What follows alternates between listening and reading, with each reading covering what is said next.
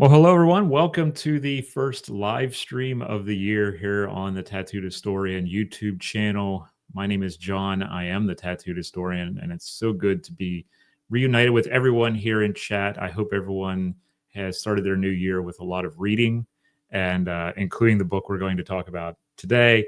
And if you haven't picked up the book we're going to talk about today, I have it pinned in the chat, and we're going to go in depth in this book with Carla in just a moment. But while we often think of history through text and dates, Carla looks at it through the lens, literally. She is a leading historian of war photography who specializes in the official images produced by the Canadian and British military during the Great War. Carla isn't just looking at what is in the photo, but she's also a specialist in preservation and curation in the heritage sector based in Vernon, BC. She's here to talk about her fascinating book, The Taking of Vimy Ridge, First World War Photographs of William Ivor Castle. I have my copy here, and I've made plenty of notes throughout it because I underline and star and put wow in the sides Aw. of it and everything else. So Carla, it's so great to have you on. Thank you so much for being here. Thank you for having me. It's great to be here too. I haven't streamed live in quite some time, so we'll see what kind of train wreck we can produce today. Well, the camera and the mic sound great, so that's a good start. Perfect. Excellent. It's awesome. So thank you again for everyone who's joining us. So what we're going to do today is a little bit different. We've done this before on a couple occasions, but since we're talking about visuals, I asked Carla to provide some visuals for us because when we talk about photography, if you don't know what picture we're actually talking about, it's kind of hard to think about what we're talking about. So I had Carla set up a PowerPoint presentation for us first to get us underway. And then we're going to go into some discussion and Q&A as we get towards the end or 2/3 of the way through our live today. If you have any questions or comments as we go through, I'm going to put a star next to them in this little row that I have over here, and we can come back to them after Carla's presentation so that your comments or questions aren't going to be forgotten. And I'm not going to have to scroll for days to find out where all those good questions were. So believe me, your questions will be found and asked. So Carla, I'm so appreciative of the fact that you made these visuals, and it actually allows me to reconsider and go back over all of these. What was it like finding some of these visuals for the first time for you? Oh, I love to look at original photographs from the time they were made. So we call them vintage prints. They look so different from how we see them online, and we do encounter war photographs a lot online. And when they're historical, what we're actually seeing is a digitized negative, and it's very stark black and white. And people find that a little bit lacking. So when you see a digitized print, you see beautiful colors, and you're a tiny bit closer to how you were supposed to experience that photograph at the time it was made. So anytime I find another archive that has put their material online, I get super excited and I take a look at everything they have. And I am not lying. I have spreadsheets for days and days, so I know who has what, which is really sad. And I'll usually reach out to that archive and ask if I can share their material. And usually they're very kind to me and give me permission to do that. Um, so it's always really exciting. But obviously, the best thing you can ever do is go to an archive and look at the material in person. I don't get to do that too much anymore. I just haven't traveled in a long time since COVID, and I became a mom, and so I'm always here. But yeah, I love discovering new collections. It makes me very excited. So, if you would like, we can look at some photographs. Absolutely. I will bring it up here for everyone. Let me see where we are at here. There we go. Are we good? We are good. Okay, cool. So we're talking about photographing the Battle of Vimy Ridge and photographs by William Ivor Castle. John has found the most unfortunate photo of poor Castle. He looks just so interesting with this huge cigar in his mouth. Although maybe he thought he looked pretty distinguished. It's hard to Yeah. say. Carla, I think there's a minimization thing there for that. You are sharing your entire screen. There's like a little bar there. There you go. We're Okay. good? Yes, absolutely. I wanted to start with this photograph, which I have shared before. This is two different variant prints that belong to the Seaforth Highlanders of Canada Museum and Archives.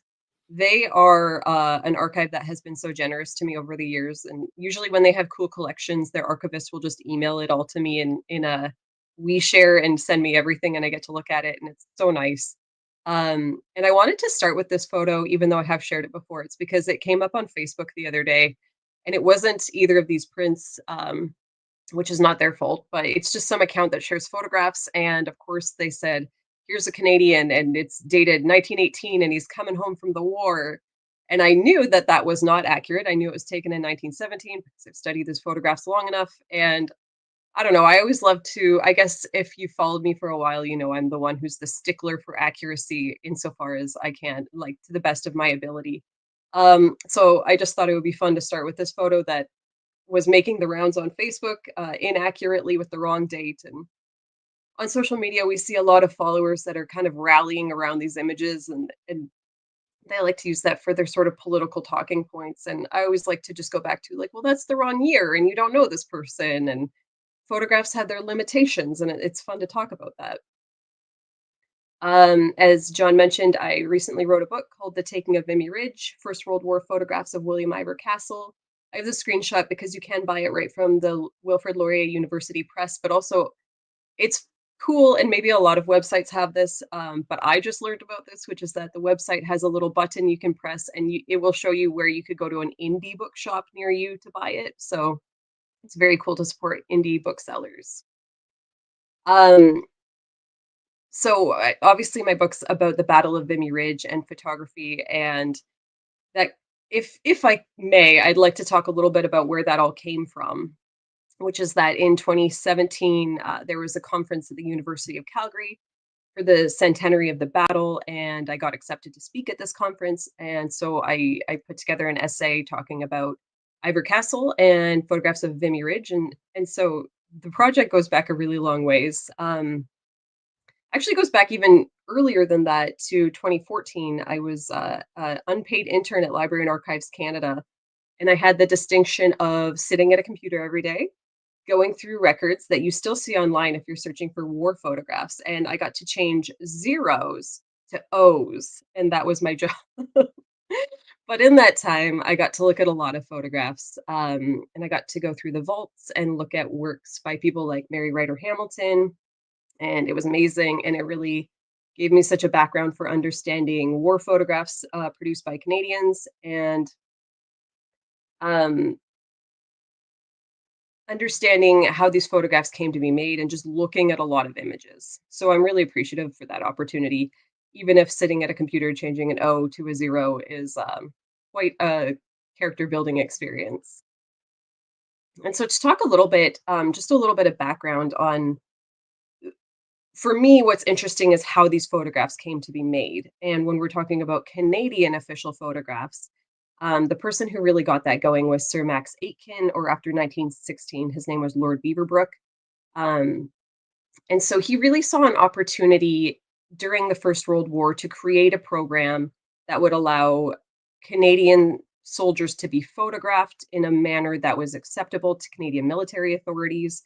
So the photographers were hired; they were considered official photographers, um, and their work was subject to censorship. But it was a way in which a record could be created, a visual record to document Canadians' experience at war.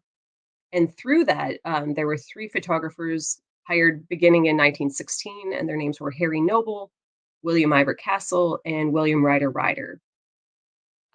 So Harry Noble was Canada's first official photographer. And so I have a lot of photographs to show you today, which is exciting. So we'll just look at some. Um, and it's important to know that Canadian official First World War photographers, they weren't given any training or any assignments, but they did produce over 4,000 negatives between 1916 and 1919. As we see on this page of the original ledgers, a lot of the photographs were censored at the time. And so if they didn't have any training and they didn't have many assignments, then the photographs themselves become the body of evidence that we use to understand how these three men approached photographing the First World War. And so these are all the things that really fascinate me and make me kind of have all these questions swirling around in my head at any given time. Um, And we'll get back to Harry Noble and look at some of his photographs. But what I like to do when I'm asking myself these questions is I like to define a specific body of work that has clear parameters. I like to create a catalog of that body of work. And I also like to ask myself a really precise research question.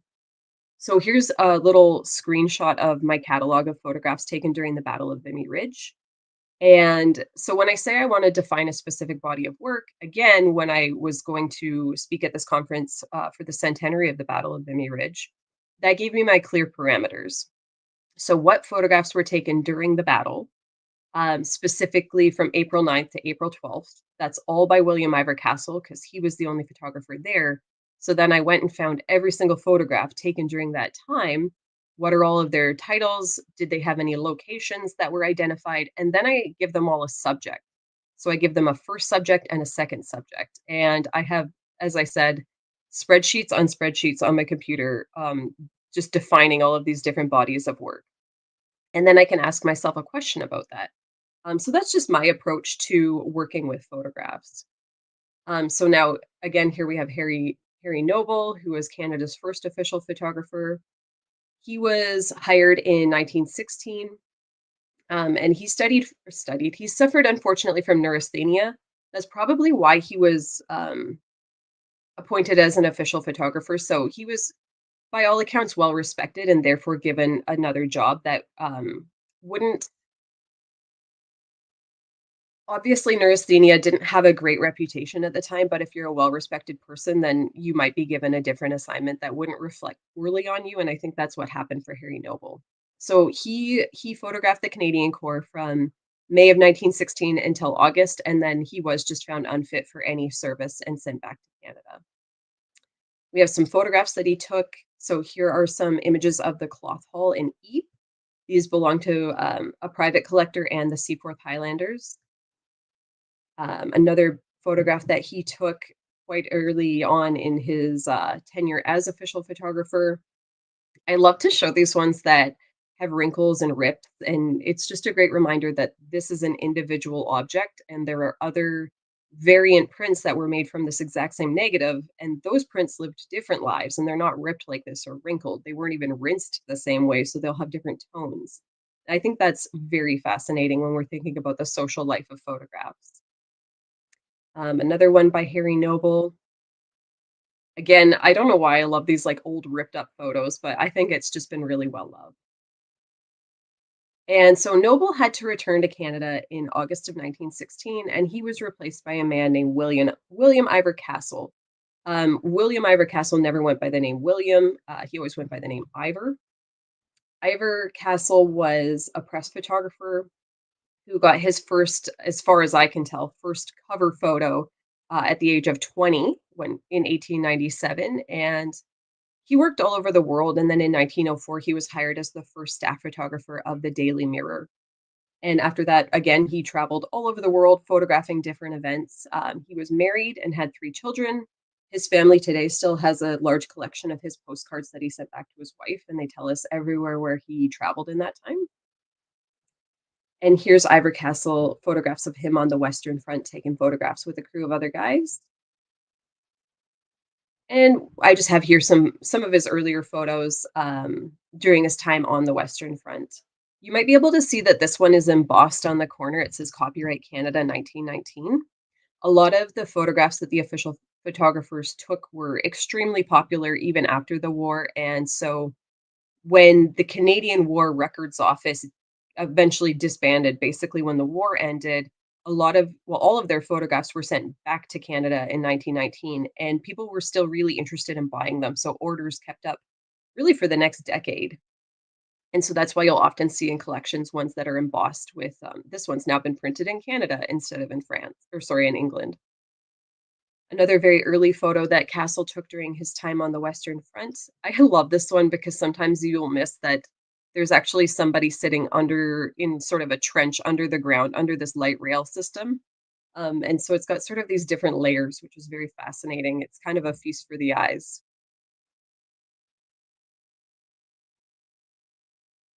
And Castle, he became famous quite early on in his time on the Western Front because he became known for taking these photographs that were actually kind of infamous.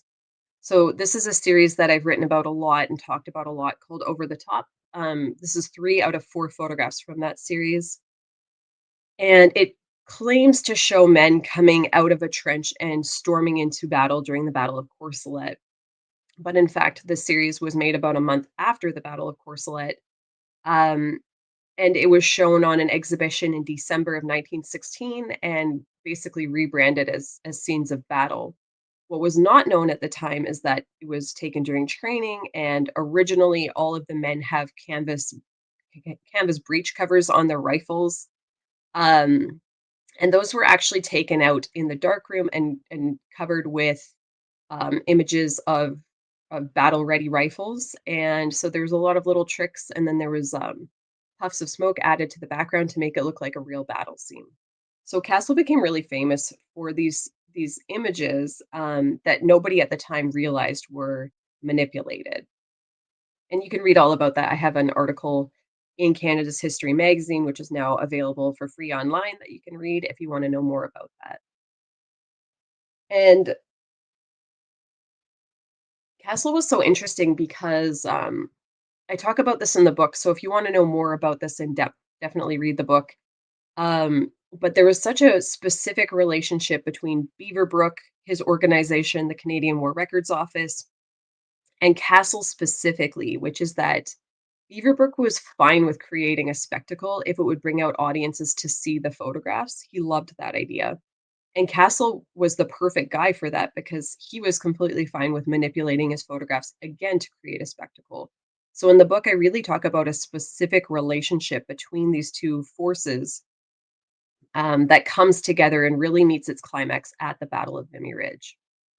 So Castle has this quote saying, taking photographs of the men going over the parapets is quite exciting.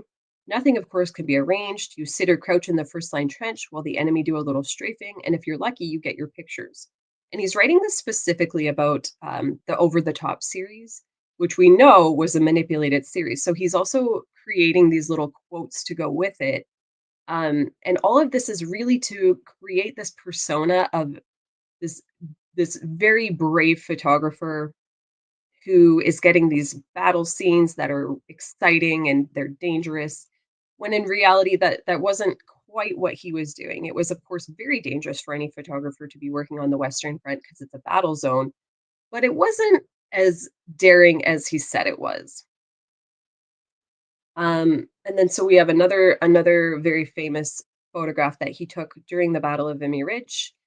So on the left, the original photograph is 29th Battalion advancing at the Battle of Vimy Ridge, and this is a non-manipulated photo. And then on the right, we have the manipulated version, which was put on exhibition in July of 1917, and it was retitled "The Taking of Vimy Ridge." And you'll notice that dead bodies have been added to the foreground, and shell bursts have been added to the background. So again, this idea that Castle, although he was photographing the battle, it wasn't quite as dangerous as he said it was, and therefore to make the photographs more exciting for audiences, then he had to make it look a little bit more like the battle was happening. He was also very famous, again, all around the same time, in the fall of 1916. He was credited with taking the first photographs of tanks in battle. Some people kind of question that, and they're like, well, that tank's not really in action. It's actually been put out of action. I'm not really here to comment on that, but he was credited with this. And so here are some of those original vintage prints of tanks in action.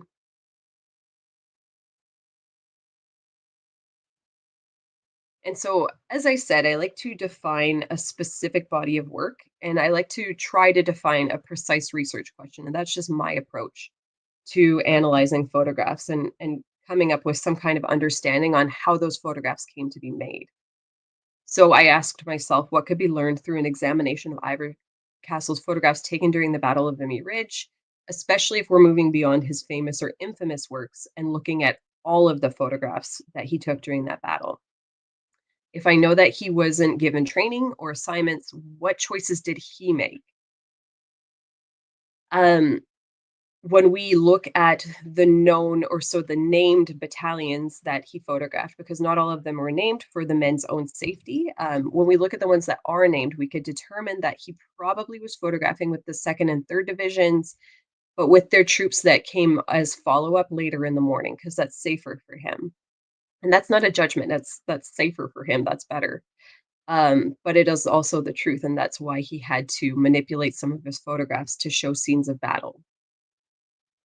So here are just some photos. As I said, I'll create a spreadsheet of all of the photos in that body of work, and I will give them a subject. I use controlled vocabularies so that you would basically make a pull down menu to identify what subjects is he choosing to photograph. And obviously, and without surprise, the number one subject that he's photographing is Canadian soldiers, generally doing some kind of work, because of course these are soldiers in the midst of a battle, and that's their job. So we see a lot of those photographs represented in this collection. And here they are again, working with a light railway. We see a lot of injured soldiers in these situations. We also see German POWs being put to work. Obviously, we're going to see a lot of soldiers working with weaponry. One thing that you'll notice when you look at a lot of photographs by William Ivor Castle is that he's standing from a little bit of a distance. He's standing at kind of about a 45-degree angle. So he's showing these specific, it's a specific composition. It puts him a little bit out of the way and it creates visual interest because this line of bodies is heading straight into the center of the frame and it's creating leading lines to draw your attention. So this photograph has a point of view. It's not just sort of nothing. It's composed in a really deliberate manner. And so we have naval guns being fired. I love these tones. I think they're so beautiful. That's just my very subjective and biased opinion on that. Castle didn't photograph that many dead or wounded during the Battle of Vimy Ridge. I think there's about 4 or 5 photographs showing it. And if he did, as we see, this is actually a wounded German. Um, So if we're talking about how is he portraying the battle, the number one way he's portraying the battle is by showing Canadian soldiers, not showing them too often as wounded. Here's another one where again we have a dead soldier and a line of Canadians who are continuing the battle. So there's a specific message that's happening here, which is that like the Canadians are victorious. When I first encountered this collection, I was very much drawn to a large series of portraits of POWs. And so I just have one of them here today, but you'll see, I've talked about this a lot. I have an essay on it that's available online. But basically, Castle took a huge series, not a huge series, just an extensive series of 18 photographs of POWs that are all seated like this in pairs of two. They're photographed exactly like how these two men are. And I was so fascinated by that series because he seems to be the only Canadian photographer ever to do that. And if we know he wasn't given any assignments, then it seems to have been his choice. And I spent so much time thinking about that and writing about that. And I still am fascinated by these portraits. And it's just sort of this little like side passion of mine. Um, and when I presented the research though, at this conference, I had people ask, "So what about these photographs of shells bursting in the distance?" And I was a lot less interested in them, and I was like, "Okay, they're shells bursting, neat. I don't they're kind of boring photos and whatever." And long after that conference happened, I knew I was gonna write this book, and I was just sitting at my kitchen table looking at these photos of shells bursting and thinking, "That's not really my thing, but okay." And then finally, I realized, that he had shells bursting at a distance because they were stock images that he was going to use to put into other photographs, and I realized that I could match up the little shell bursts, um, and that's how I found several other manipulated photographs that I've never seen identified by anyone else. So it's actually pretty funny that I wasn't really that interested in these shells bursting and then realized that I made sort of a major discovery. So here we have a photograph which is a composite, and you'll see it everywhere. And it's never identified as a composite. And it has the same shells bursting in the background that Castle placed there in the darkroom. And another one that you'll see sometimes, usually you'll see the version that's on the right, which is called A German Soldier Beyond Human Aid. But I was lucky enough to get my hands on a print from a private collector who has the original version of this, and it's actually in landscape orientation. And that's when I realized that Castle actually took the background from a photograph that he took the previous fall in September 1916, and he merged them both in order to make that version that's on the right that we normally see today. So he didn't always draw on photographs from the same battle, as we see with this example. Sometimes he would pull from just his overall collection to create these images. His photographs from the Battle of Vimy Ridge were put on exhibition in July of 1917. And as you can see from this, some of his shellbursts definitely did just make their way onto the gallery wall without even having to be put into another photograph, just because I guess they look quite impressive. And that exhibition traveled all around the world. So here we see it in Paris in June of 1918. And as Beaverbrook had hoped would happen, the photographs created a huge spectacle, and they were able to talk about Ivor Castle as their daring photographer who put his life on the line to take these photographs, showing the bravery of the Canadian Corps. Um, and then I talk about this in the book a little bit, but I try not to speculate too much. But essentially, after that exhibition happened in July of 1917, Castle essentially exited the Western Front and ended up spending a lot more time in London working for the Canadian War Records Office and actually eventually the Ministry of Information. And we don't really know why he left his active role as official photographer. Um, I can't really definitively say why he did that, and I talk about a few different reasons that that might have happened. But ultimately, he was replaced in the field by William Ryder-Ryder, Canada's third official photographer. And Ryder-Ryder came to the Western Front in the summer of 1917, and he photographed the Canadian Corps up until the end of the war. Ryder-Ryder's final assignment as official photographer was actually escorting all of the Canadian official war photograph negatives, so glass plate negatives, from England to Canada, and they're actually at Library and Archives Canada in Gatineau today. So another interesting thing about how Castle manipulated his own photographs is that he appears to have manipulated one of Ryder-Ryder's for an exhibition. And so we have the original print here showing some men kind of hobbling down a road, and such a fascinating photograph with these destroyed trees. There's vehicles overturned on the side of the road, and there's so much to see. And so we know that that was put on an exhibition. And Ryder-Ryder tells us in an interview that he never got invited to that exhibition. And he was quite critical of Ivor Castle for having staged some of his photographs. And so if we can kind of put these pieces together and we know that Ivor Castle was the person who organized subsequent exhibitions of photographs and he was fine with photo manipulation, it would appear that he manipulated this one for Ryder-Ryder. And what Ryder-Ryder might have thought about that, I have no idea. But I found that to be a very fascinating little discovery. We have a few more photos from Ryder-Ryder here. So during the summer of 1917, the Battle of Hill 70 is one of the first battles that he photographed during that summer. And I love this one. You'll always find a little like tongue in cheek in some of the captions. So this one's Canadian buying a hat at a secondhand store.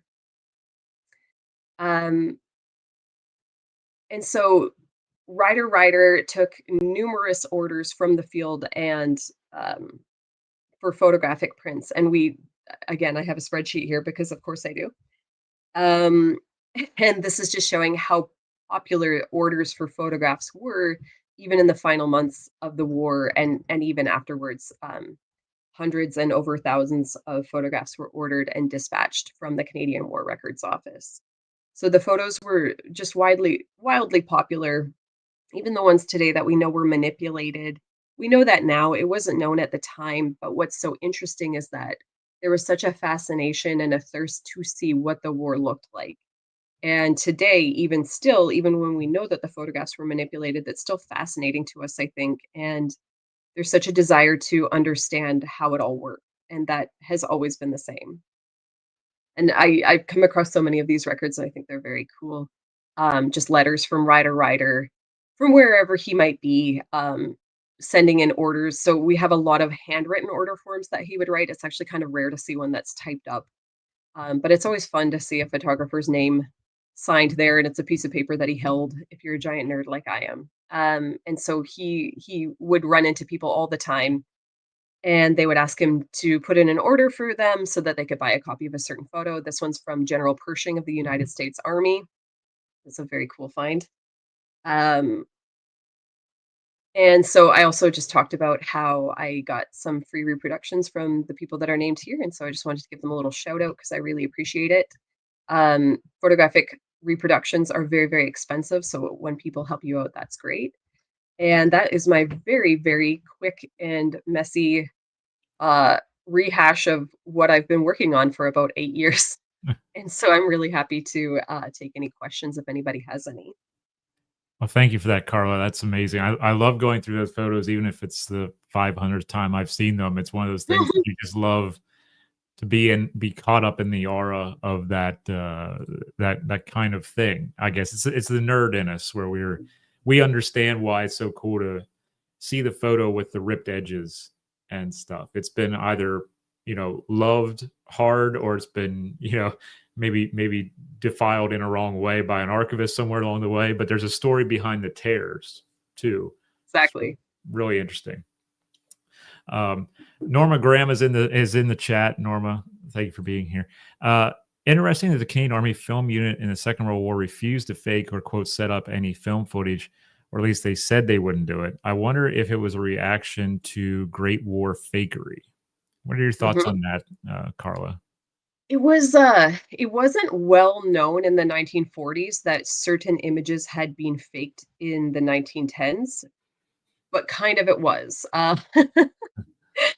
It was sort of a thing I think photographers knew that other photographers did, but the public didn't know it that much, if that makes any sense.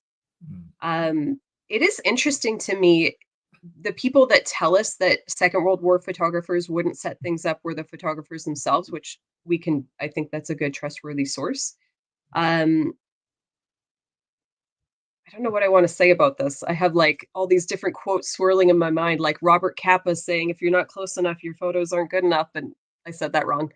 But then he's known for like apparently setting up his photos. So you never want to get the wrong reputation, and that was such a thing during the Second World War. Is that the Canadian Army Film and Photo Unit was known for scooping certain battles, and they had a really great reputation for that, and they were proud of that reputation. And you never want to be caught faking your photos because all of your credibility goes out the door.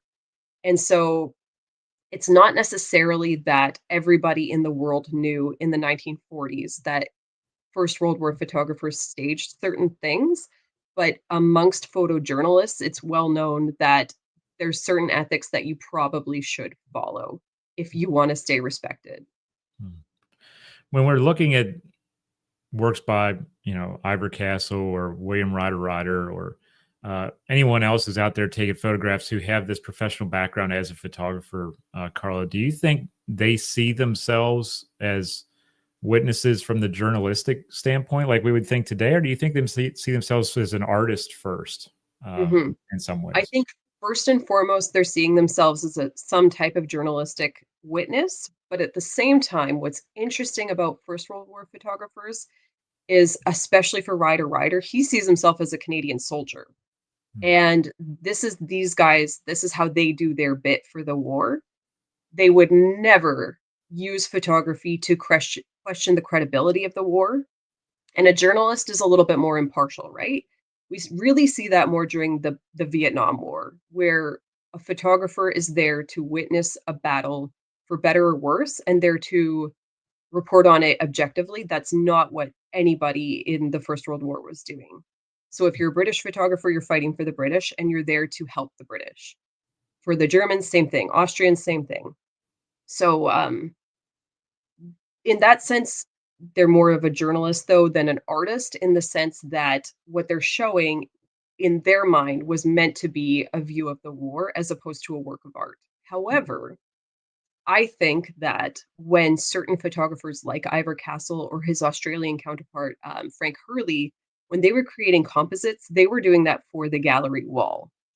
And so what they would have come up with I think they would have called a work of art more so than this is for the news and this is a historically straightforward photograph. Mhm. Do you think that had an impact for the viewer as far as that's now what they think of when they think of Vimy as compared to that original shot where there may not have been shell bursts and there may not have been it takes on a different aura maybe for the viewer. And when we talk about Vimy obviously being a defining moment in Canadian history, it tends for me to I tend to think of how did these bursts of shells that were put in there impact the strength of that moment as far as solidifying it as a defining moment. For sure. Yep. The photograph we tend to see the photographs we tend to see have been those ones that were the manipulated ones.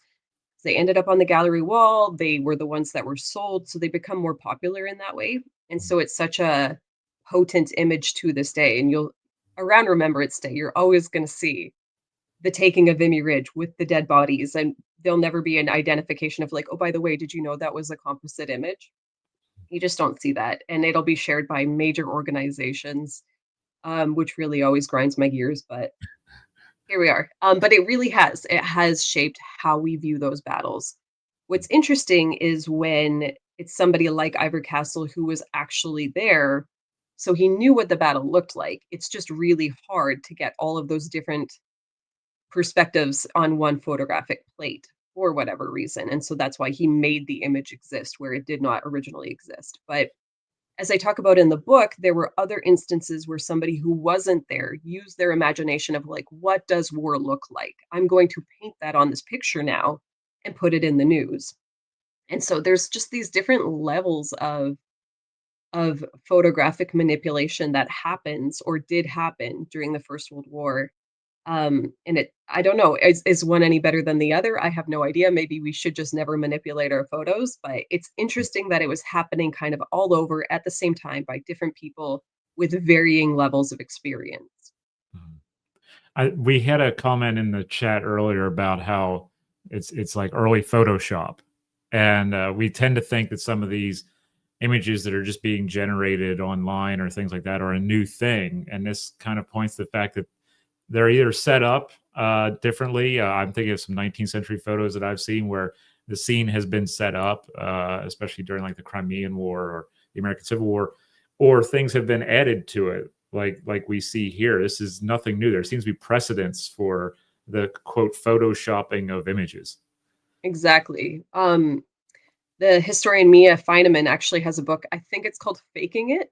I think, but you can just Google Mia Fineman, and she talks about that the words we use in Photoshop today are just borrowed from darkroom tricks from 100 years ago. So dodging and burning, layering, those are all actually things you do in the darkroom. Masking things. So I think it is so fascinating that we think about things backwards when in reality the trajectory has been the opposite.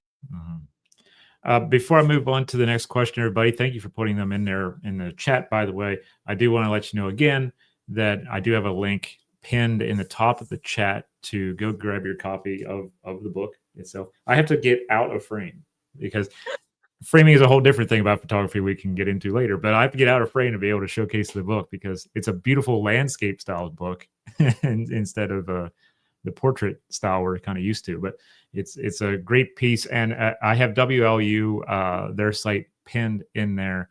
And as Carla said earlier, there's even a link when you go there to look at shopping local bookstores. So go support local bookstores if you can to buy the book. Norma has another question. Moving pictures were a new tech in the Great War. Did still photographers have opinions about moving pictures that were made, or did they feel threatened? That's a great question. I never thought of that.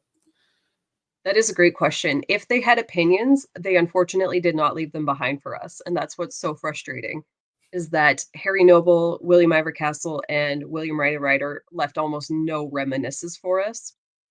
Um, Beaverbrook was really critical of Canada's official cinematographer, and I believe had him fired. I want to say quite soon after the Battle of Vimy Ridge, but I could be wrong about this.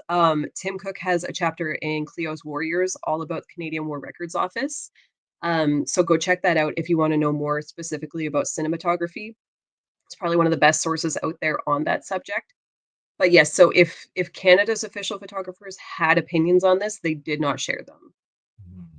Yeah, that's a very, very interesting question. It's kind of like what I hear today about uh, photographers who still use film. Some of them look down upon people who do digital, and I wonder if that's a long term kind of thing where there's just this back and forth about, oh, that's the new thing. I don't want to be involved with that, or this is real Mhm. art and this is something completely different. So it's a great question. Uh, Alex Fitzgerald Black, how the technology changed between the wars that enabled so many more photos to be produced in the latter conflict. Hmm. Hmm. Hi, Alex. Thanks for joining us. Yeah. Thanks for the technological question here. No, it's interesting because it's not just technology that changed, but Mm, it is. So during the First World War, photographers were photographing on gelatin dry plate, which is glass, and so you get one shot at a time. It's not the worst because photographers of the Crimean War were doing gelatin wet plate, and that you have about 10 minutes to take your photo, including develop the negative before it's destroyed. So gelatin dry plate, you can expose your photograph and then you can put it, you'll see the photographers have helpers carrying big leather cases and it's full of glass plates. Um, and so that is a little time consuming, but it's a interesting question of technology because it's not as though roll film didn't exist. It did exist. It's just that official photographers viewed themselves as professionals, and the most professional camera you could be using at that time is a 4x5 view camera that shoots on gelatin dry plate. You could whip out a Kodak camera shooting on roll film. Just everyone will laugh at you, which is exactly what happened to William Ryder-Ryder. He also had a Kodak that he brought with him for fun, and people made fun of him for it. Starting in 1925, we have rangefinders like the Leica, which is much faster, really precise. We see the rise of cameras like the Rolleiflex, twin lens reflex, which Alfred Eisenstadt loved to use during the Second World War. And then we see the speed graphic, and that became the new standard for a photojournalist. But it's still shooting on sheets of film instead of glass film.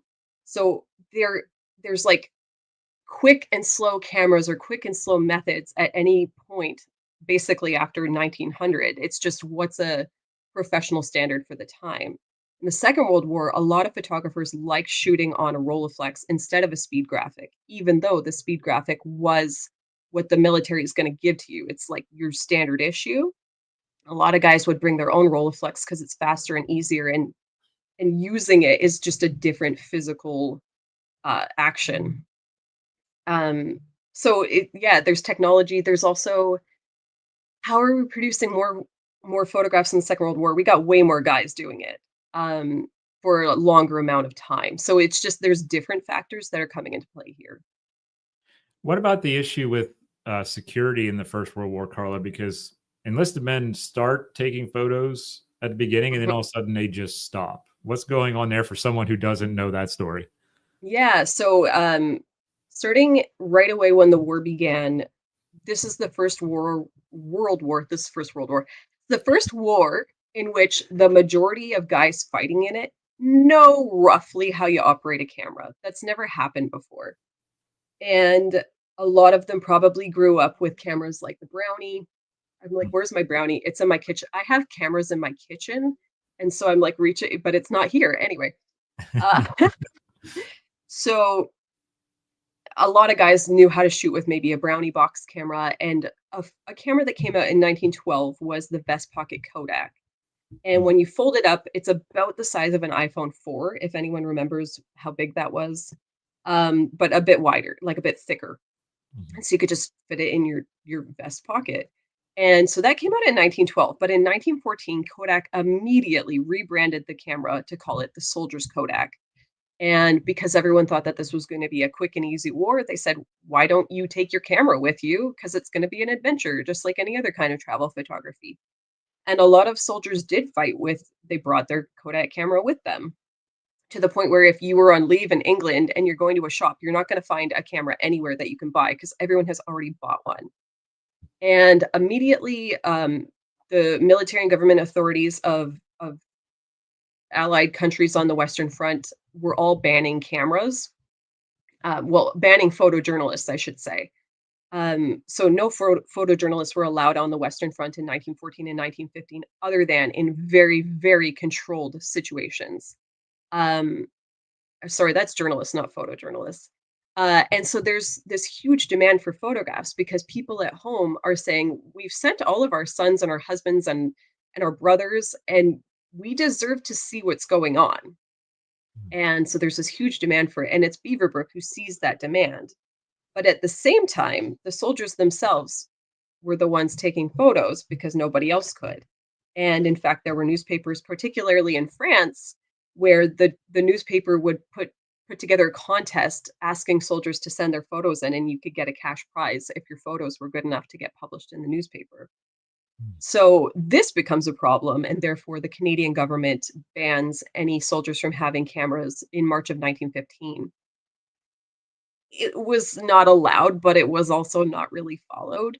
So soldiers did continue to have their cameras some of the time, especially as long as it's not getting in the way and you're not taking photographs that are going to endanger people, like reveal where you are. So then it was kind of okay.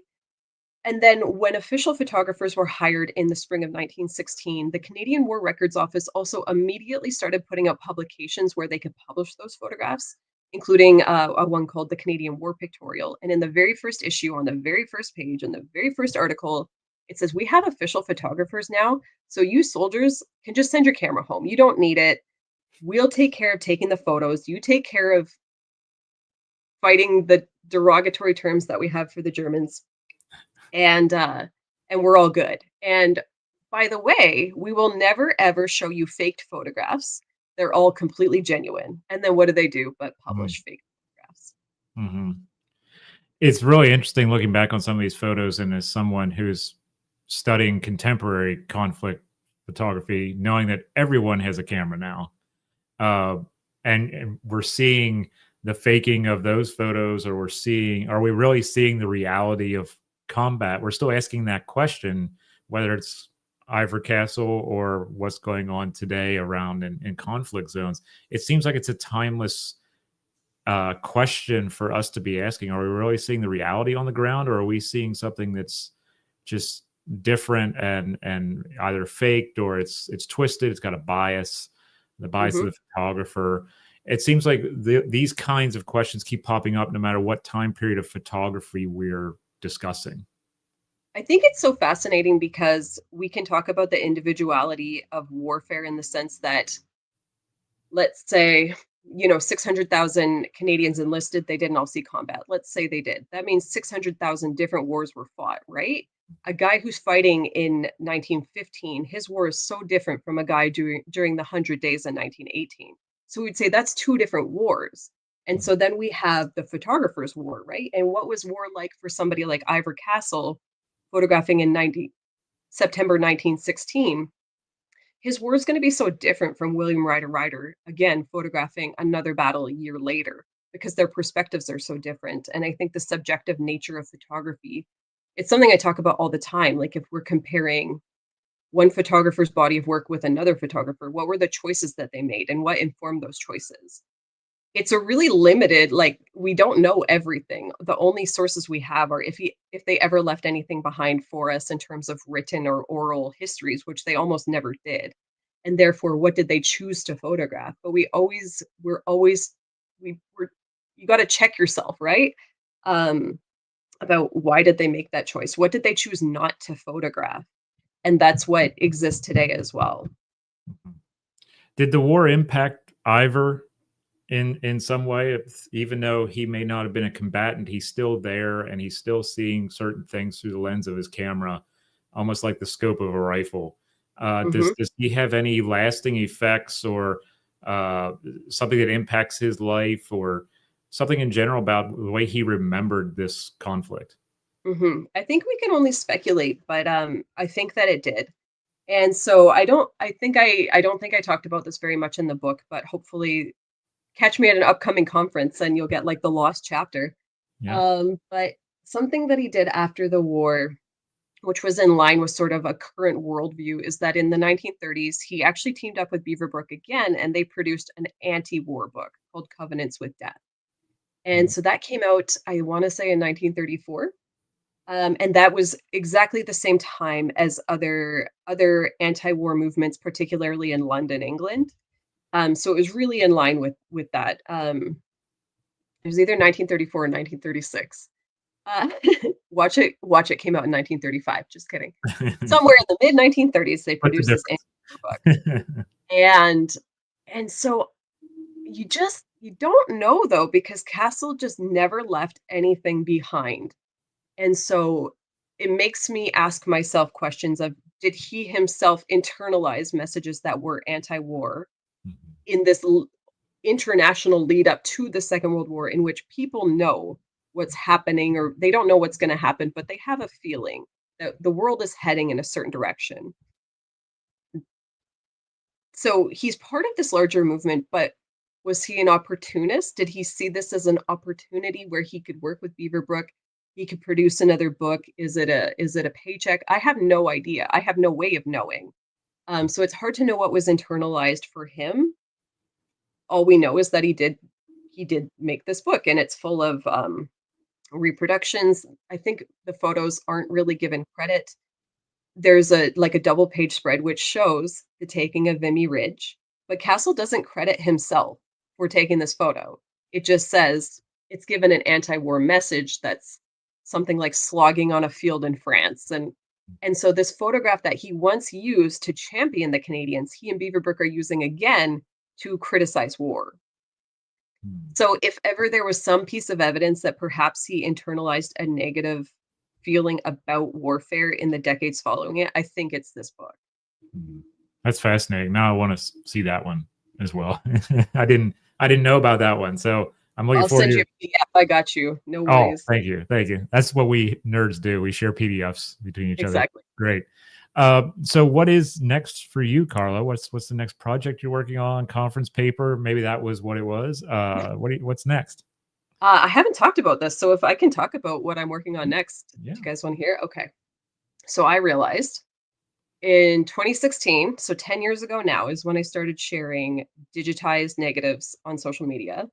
And it was really cool. I had lots of followers. I still do. I'm really lucky. I get emails all the time, people who really resonate with what I share. But for a long time, I've been kind of critical of it because, as I said, digitized negatives are not how you were ever meant to interact with war photos.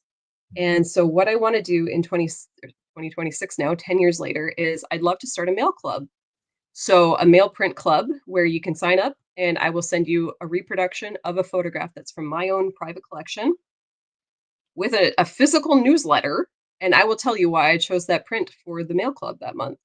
So I'm going to be talking about that on social media. So if you're interested, stay tuned and you can interact with real war photos that are reprints, but faithfully digitized war photos delivered to your actual physical snail mailbox. And maybe we can have sort of an analog existence in 2026 and interact with physical photographic objects in a way that's a little bit more in tune with how they were always meant to be interacted with. So Mm. that is what's coming up with me this year. So, where can we find out more information on your work and where that's going to come out and things like that?